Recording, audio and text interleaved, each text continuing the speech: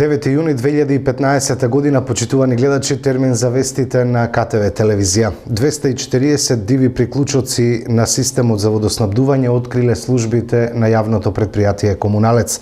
Првиот човек на комуналното претпријатие Илија Танасов апелира водата да се користи рационално и најави санкции за сите што диво ќе се приклучат на системот за водоснабдување. Јавното претпријатие Комуналец Кавадарци, покрај тоа што работи на редовно и квалитетно водоснабдување, работи на откривање на ненаменското трошење на водата за пиење и откривање на диви приклучоци.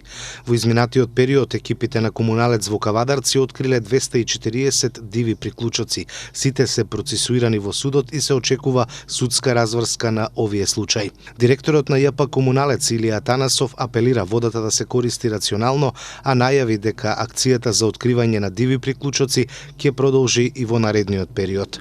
За период 2014 откривме 240 диви приклучоци. Дел има кривични пријави, за дел има епилог правосилни судски пресуди, каде што се осудени најчесто на условна осуда, дел постапките се во тек.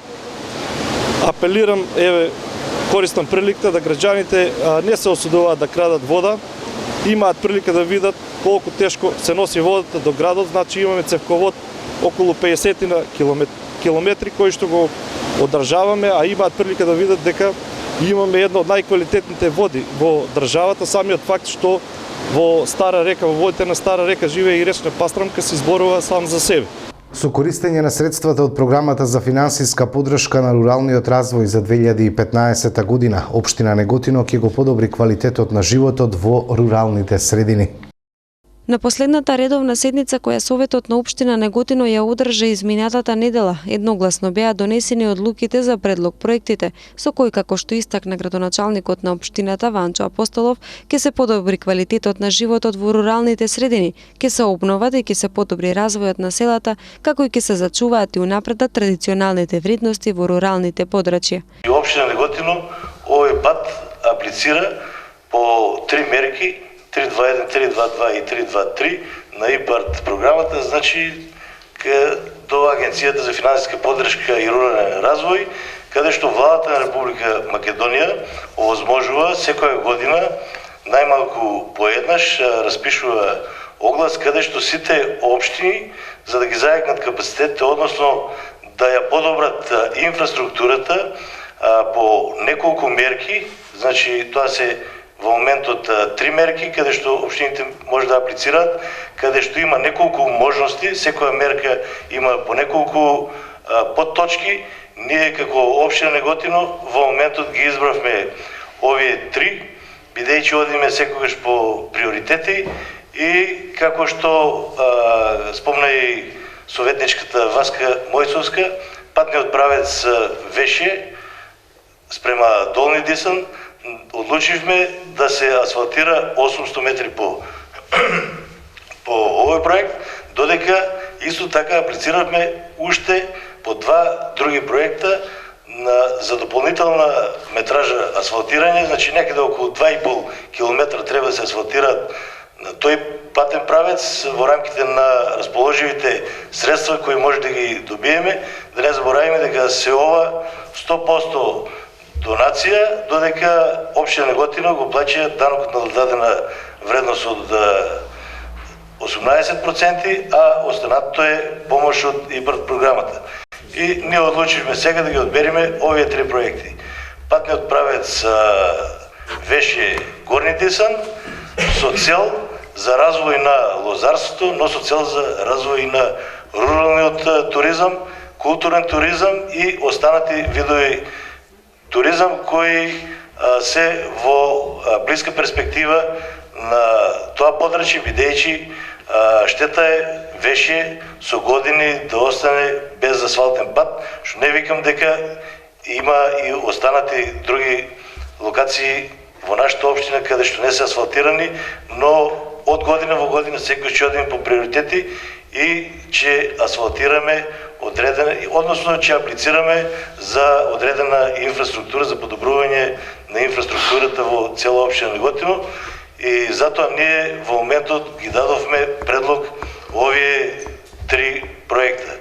И мислам дека Целта на советничката Васка Мојсовска беше не само да се подобри инфраструктурата во населените места во општина Неготино, значи сите села, туку и граѓаните на цела општина Неготино да го видат бенефитот, бидејќи имаат прилика да одат до лозовите насади, до излетничките места.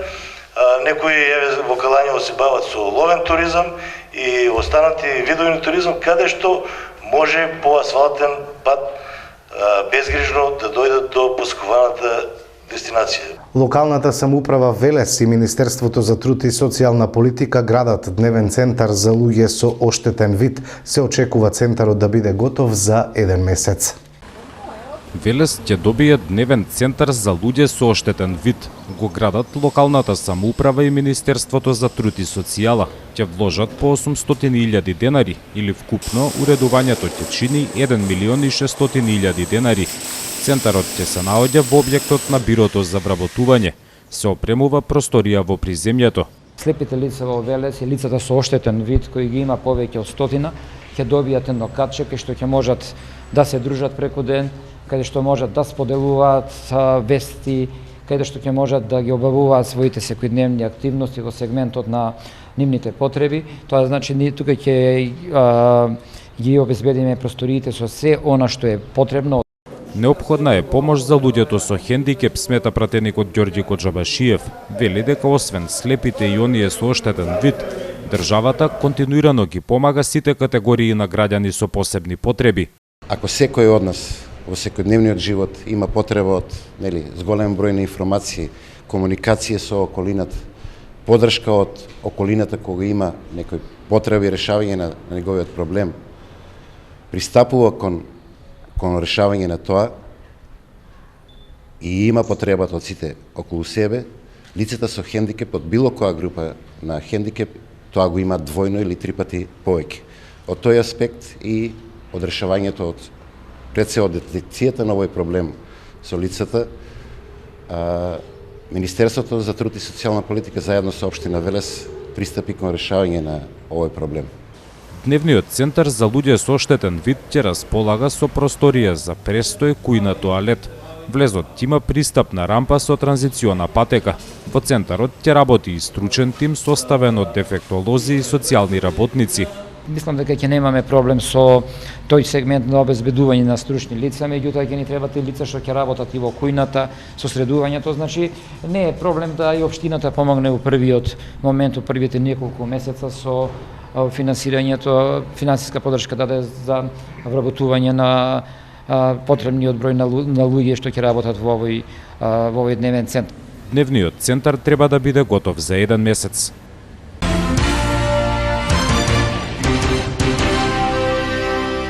Опасност од кралежи нема, но само ако сте внимателни, предупредува професорот Томе Лисичанец. Според него, нивниот број зависи од бројот на стоката. Во лето внимавајте на кралежите, често предупредуваат надлежните, но опасноста е далеку ако вие сте внимателни, потенцира професорот Томе Лисичанец. Според него нема потреба за алармирање, бидејќи бројот на кралежите во природа зависи од бројот на присутна стока. Ако во нашата природа не се зголемил бројот на стоката, како ќе се зголеми бројот на кралежите? Кралежите треба да се хранат со крвта на стоката. А бидејќи стоката кај нас или се намалува, или се повеќе се одгледува шталски, не може да бидат побројни кралежите. Меѓутоа, таму каде што, кога ќе одиме, ќе забележиме, или има присуство на стока, стада, овци, кози, крави и слично, или па диви свињи, риеле, треба одма да помислиме и на кралежи. И движејќи се по таа територија, од време на време да си ги прегледуваме нозите, да прегледуваме раците, затоа што остануваат кралежите по тревата, по гранките и слично, така да кога ќе минеме, може да се закачи некој на нашите нози или раци. Кралежите може да бидат многу сериозна, да речем, сериозен проблем на терен, бидејќи пренесуваат многу сериозни болести.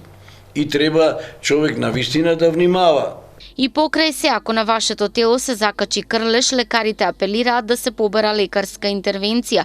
Често ваквите случаи предизвикуваат инфекции по направена самоволна интервенција, но при подолг престој во природа постојат и безбедни начини според кои успешно може да отстраните крлеж, додава професорот. Порано имаше укажување и јас такво нешто носам, лак за ногти. Прочитав дека отворите за дишење на крлежите им се на грбот. И ако на грбот капнете, значи да не го чепкате. Ако го чепкате, он тогаш ќе исповрати, да речам, во нашиот организам од неговите сокови кои што ги пренесуваат болестите. Но ако само му капнете лак за ногти и он брзо се суши и ќе не може да диши, од тоа ќе умре и сам ќе падне, без да излачи ништо. Или еднаш имаше предупредување, и тоа го носам во джипот, потанка, со потанок крај пинцета, да се фане крлежот и со благ стисок да се врти кон лево и тогаш да се извлече нагоре. Ќе испадне цел без да испушти ништо. Крлежите е речиси невозможно да ги избегнете, бидејќи ги има насекаде по ливадите, покрај реките, па дури и на дрвјата. Но внимавајте, не само вие, многу позагрозени се вашите миленици, бидејќи обожаваат да трчаат во висока трева и да се тркалаат по земја. Иако крлежите лесно се воочуваат по телото на кратковлакнестите миленици, бидете посебно внимателни и темелни додека го прегледувате вашето куче или маче. Ако миленикот ви е безбеден, безбедни сте и вие. Утре завршува учебната година за учениците од основно и средно образование. На последниот учебен ден ќе се полагаат и последните испити од екстерното тестирање. Учебната година за сите основци и средношколци завршува утре. На последниот учебен ден ќе се полагаат и последните испити од екстерното тестирање. Резултатите први ќе ги добијат 9 оделенците и тоа почнувајќи од 12 јуни, бидејќи се приоритетни во оценувањето поради уписите во средно училиште. Од друга страна пак, веднаш после последниот училишен ден, веќе од четврток започнува полагањето државна матура, која е неопходна за упис на факултет. Прво ќе се полага мајчин јазик, а терминот за матурантите е 10 часот.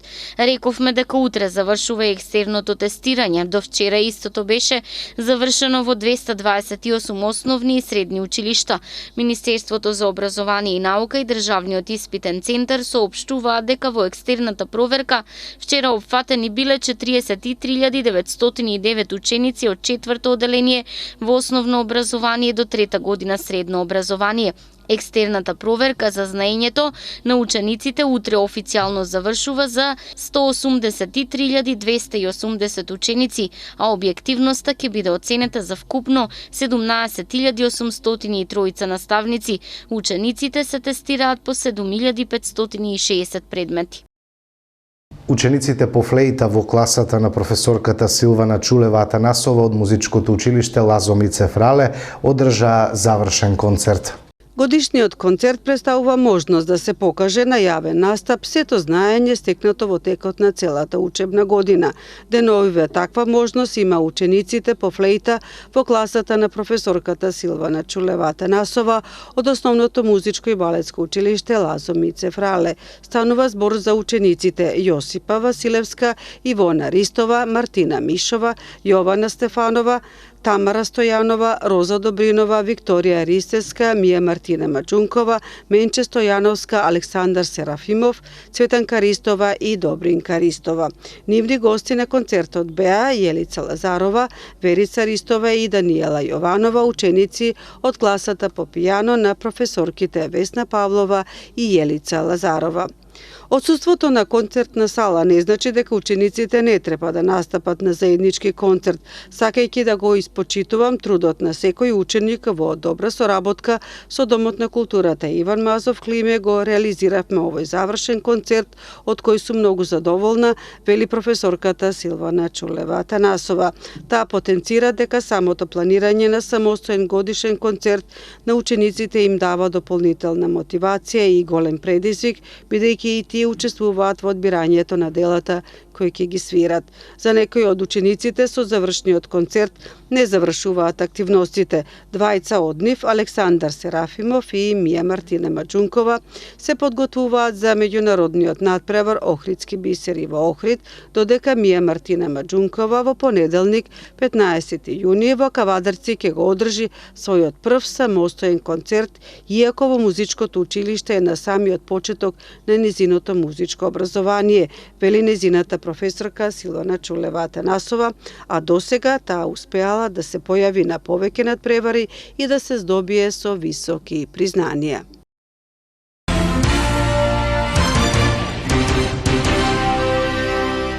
Во петок во рамки на гурманскиот викенд во Домот на културата ќе биде отворена изложба на ликовниот уметник Новица Трајковски, а етногрупата Монистра ќе одржи концерт. Во петок 12 јуни со почеток во 20 часот во галеријата на Домот на културата Иван Мазов Климе ќе биде отворена изложба на познатиот македонски ликовен уметник Новица Трајковски, кој ќе се представи со дела од неговиот последен циклус. Всушност Трајковски со оваа изложба претходно излагаше во Скопје, Велес и Неготино.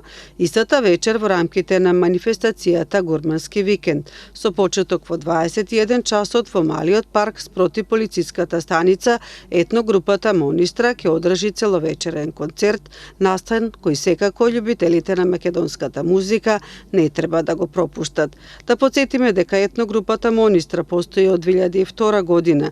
Ја сочинуваат основачот Александар Јовевски, кој свири на кавал, тамбура, гајда и тапан, Јован Стрезовски и Филип Николовски на тамбура, Елена Чадиковска клавиатури, Дамјан Зуфевски и Маријан Андоновски перкусии и Габриела Јанушева вокал. Ова исклучително квалитетна музичка група ја сочинуваат академски музичари, сите дипломирани на Факултетот за музичка уметност во Скопје. Нивна определба е македонската етномузика на народни инструменти, која ја проучуваат, чуваат и презентираат. Нивната музика е збогатена со модерни аранжмани, особено негуваат неправилна ритмика, по која се препознаваат македонските песна и ора. До сега имаат одржано бројни успешни концерти освен во Македонија и во Шведска, Данска, Италија, Франција, Израел, Египет, Бугарија, Хрватска, Словенија и Босна и Херцеговина. 2008 година го издадоа албумот под наслов Монистра, а кавадаречката публика со целовечерен концерт во летната бавча во Домот на културата имаше можност да ужива во промотивниот концерт. Од децата за децата хепенинг организиран од Унијата на жени на ВМРО ДПМН Кавадарци. Унијата на жени на ВМРО ДПМН Кавадарци организираше хепенинг под мотото од децата за децата со цел одбележување на Денот на детето и Меѓународниот ден на невините деца жртви на агресија. Прекрасен настан исполнет со детска среќа, радост и смеа, секако придружен со чувство на исполнетост од нивните мајки. Во истиот учествуваа ученици од музичкото училиште Лазо Мицев Рале, талентирани деца, веќе докажани и наградени во европските метрополи, како и дел од дечињата од детскиот фестивал Гроздоберче, рече председателката на Унијата на жени Анита Гинова Каракутова.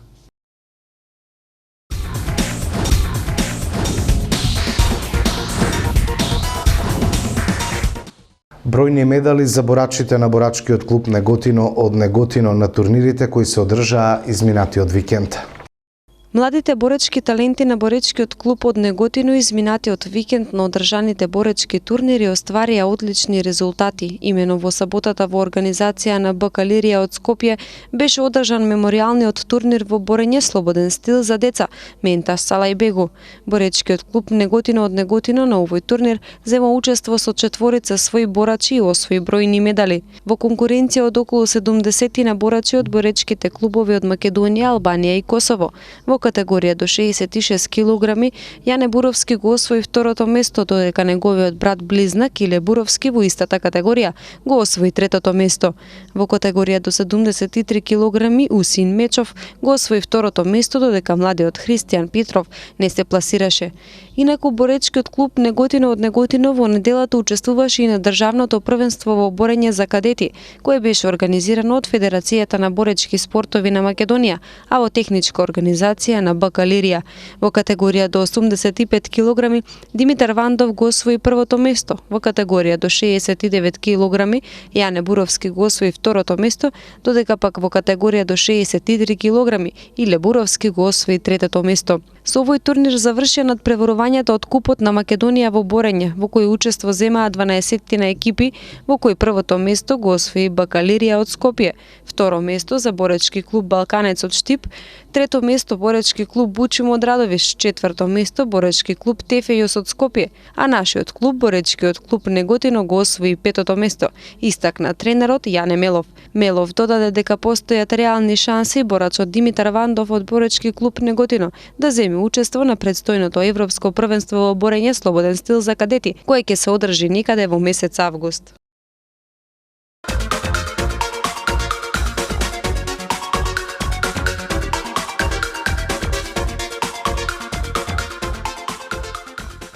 На крајот од вестите на КТВ и следува прогноза за времето. Предпладне сончево со мала до умерена облачност, попладне во јужните и источните делови со услови за краткотраен дожд и ретки грмежи, ќе дува слаб до умерен североисточен ветер, УВ индекс 8, максимална температура до 32 степени. Со временската прогноза го завршуваме ова издание на вестите. Благодарам за вниманието, имајте пријатни мигови со програмата на вашата КТВ.